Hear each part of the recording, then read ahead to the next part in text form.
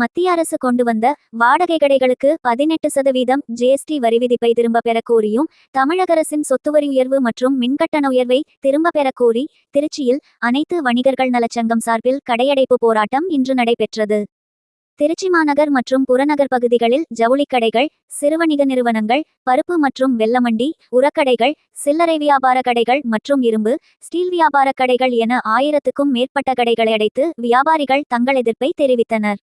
மத்திய அரசு வியாபாரிகளை நசுக்கும் இதுபோன்ற வரிகளை வாபஸ் பெற வேண்டும், இல்லாவிட்டால் இந்தியா முழுவதும் ஸ்தம்பிக்கும் வகையில் அனைத்து வணிக சங்கங்களையும் ஒருங்கிணைத்து தொடர் கடையடைப்பு போராட்டம் நடத்துவோம், அரசுக்கு இழப்பை ஏற்படுத்தி தக்க பாடம் புகட்டுவோம் என எச்சரிக்கை விடுத்தனர். மேலும் வருகிற 3ஆம் தேதி முதல் மண்டலவாரியாக மத்திய மாநில அரசுகளை கண்டித்து ஆர்ப்பாட்டங்கள் நடத்துவோம் என்றும் தெரிவித்தனர். வணிகர்களின் கடையடைப்பு போராட்டத்தினால் சந்தை பகுதிகள் மற்றும் பிரதான கடைவீதிகளில் சாலைகள் வெறிச்சோடி காணப்பட்டது. இதேபோன்று தமிழகம் முழுவதும் இன்று மத்திய மாநில அரசுகளை கண்டித்து வணிகர்கள் கடையடைப்பு போராட்டத்தில் ஈடுபட்டு தங்களது எதிர்ப்பை தெரிவித்துக் கொண்டனர்.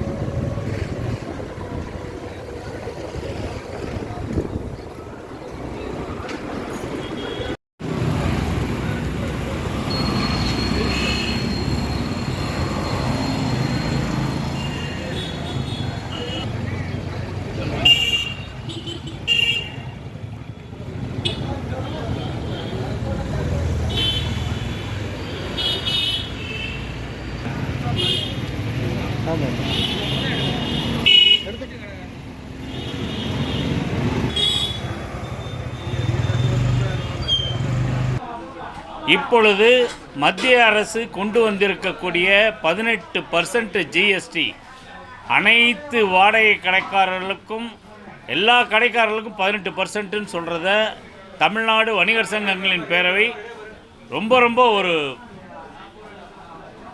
என்ன சொல்கிறது, அதாவது வணிகர்களை தயவு செய்து வணிகம் செய்ய விடுங்கள். எத்தனை வரிகள் உண்டோ அத்தனை வரிகளையும் போட்டு சுமத்தி கொண்டே இருந்தால் வியாபாரிகள் எப்படி வணிகம் செய்வது?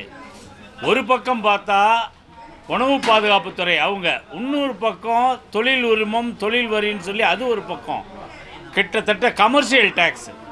எவ்வளவு டேக்ஸை கட்டி ஒரு வியாபாரி ஆனவன் 40 ரூபாய் பெருமானம் உள்ள பொருளை 60 ரூபாய் அசலாகுது.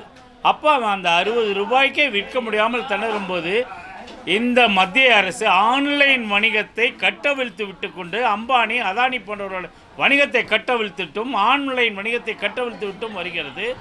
ஆனால் சிறுபான்மையான வணிகர்களை மிகுந்த பாதிப்பு உள்ளாக்கி அவர்களை நசுக்கி கொண்டே இருக்கிறது.